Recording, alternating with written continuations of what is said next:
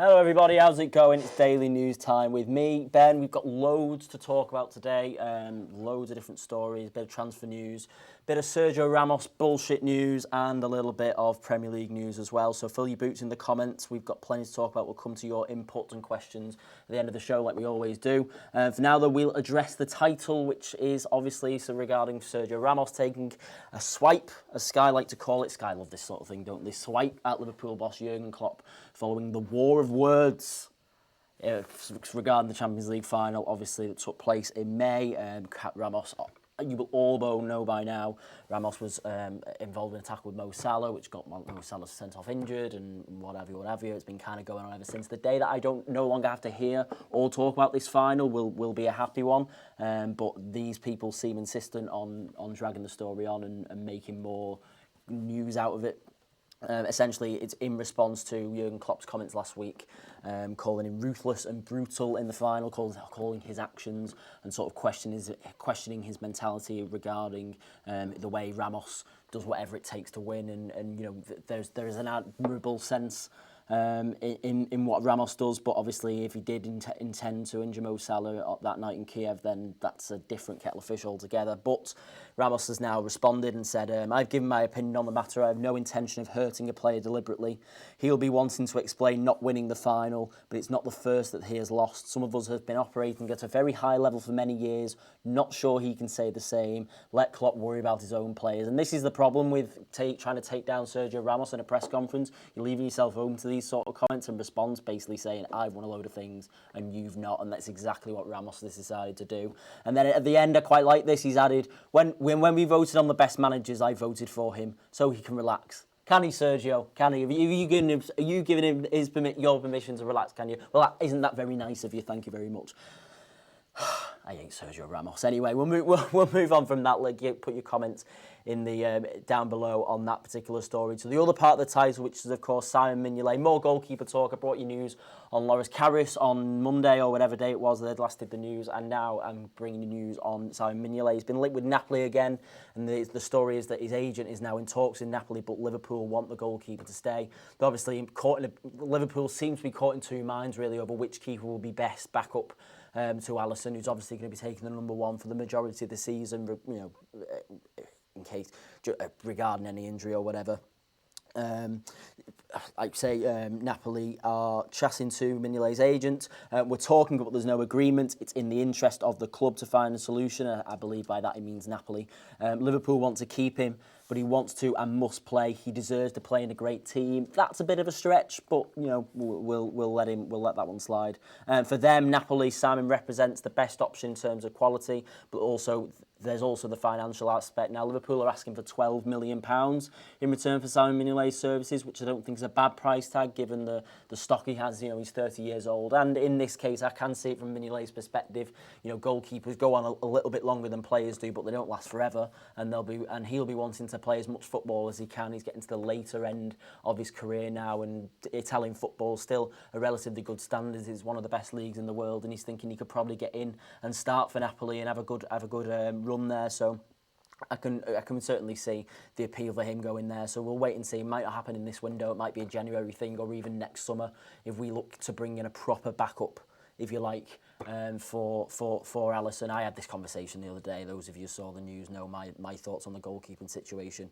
I think we should just keep both for now. We'll move on, though, to the Adrien Rabiot stuff, which was brought up and rubbished all in the space of about 24 hours, but it's worth noting anyway. Barcelona and Liverpool seem to be chasing. This report's from the Mirror. It came from L'Equipe originally.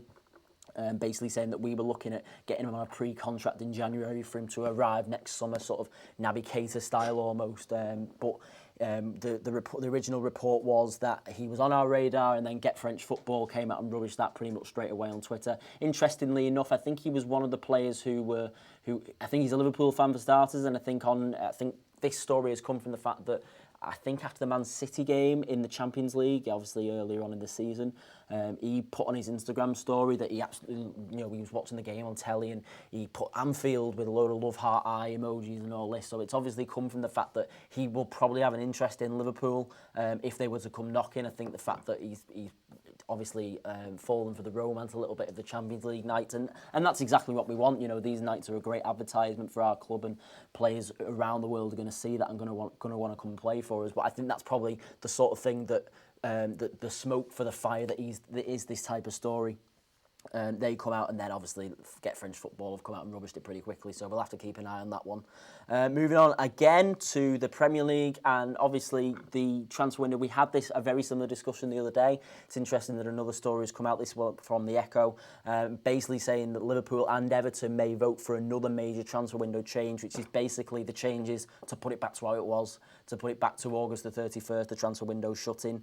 It is believed from the Premier League that at least 2 of the teams that voted for the window shutting earlier now believe it was a mistake, because obviously a lot of things happen on transfer deadline day anyway. I think the system would work okay if it wasn't for the World Cup. I think obviously when you've got a month out of the transfer window that is occupied by the best players in the world, the best players that your club want to sign, going and playing with their international setup, it's difficult to make any progress, and that's why we signed obviously Alisson after the World Cup rather than before the World Cup.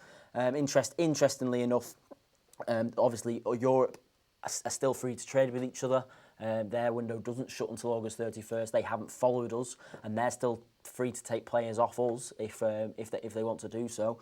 But it'd be interesting to see whether they come and meet our deadline, which is obviously earlier on in the window, or we just reverse the decision and put it back over there. So again, let us know what you think about that in the comments below. And finally, the final story that I've got to talk to you about today is an update on the Champions League draw and what pot Liverpool are going to be in for that draw on the 30th of August. After last night, Fenerbahce were knocked out by Benfica, which means that Benfica remain in pot 2, Liverpool remain the top seed in pot 3, and we're now relying on a favour from, who is it, AEK Athens?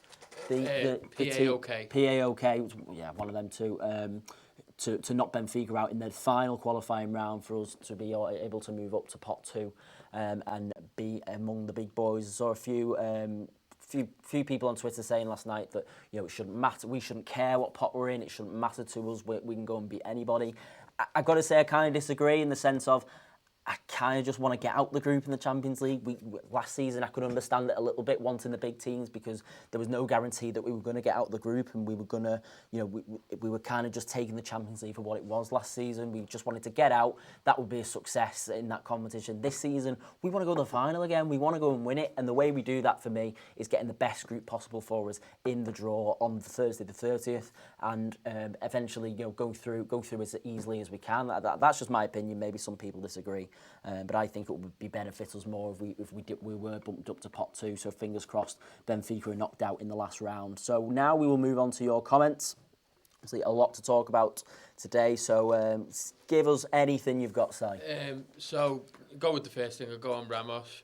So Owen Wright says, why doesn't Ramos stick to his own club instead of criticising Klopp? He's a great manager and we're favourite contenders for the league and European trophies.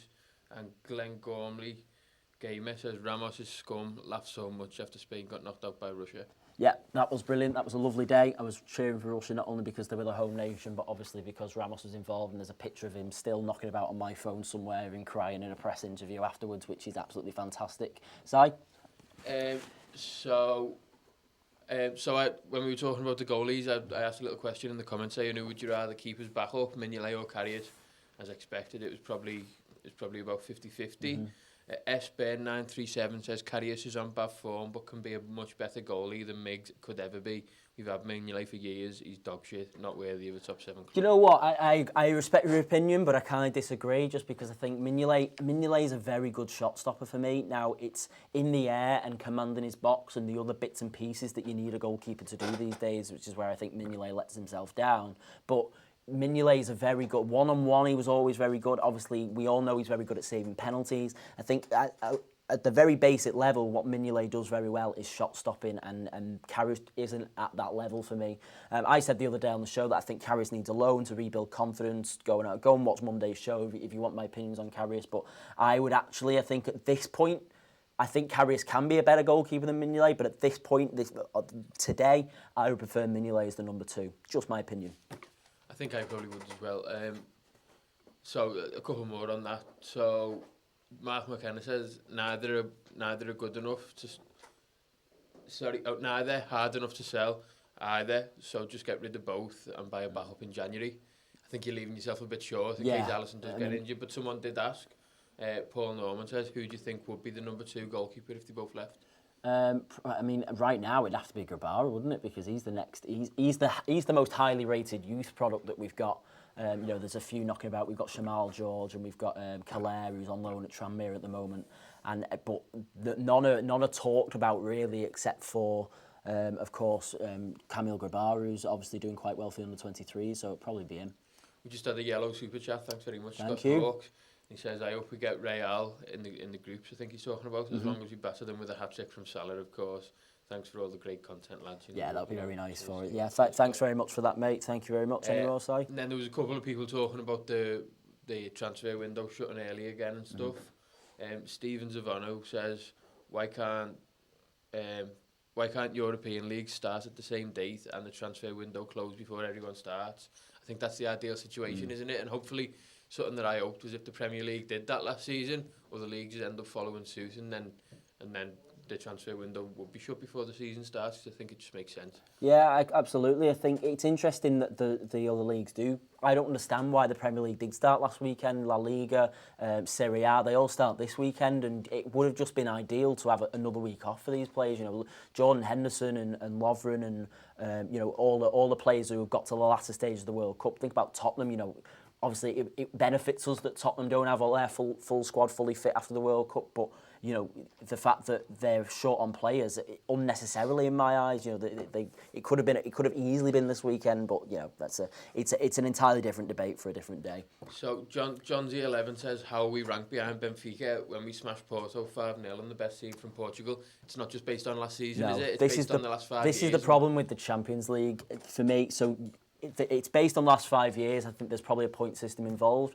But Shakhtar Donetsk make it into pot 2 every season because they piss the Ukraine League and finish top and win that. And then to be fair to them, they do get out the group, but they never go into the latter stages of the competition. We've gone runner-up last season, and then obviously it's much more of an achievement to finish in the top 4 and qualify for the Champions League if you're in the Premier League. And I don't.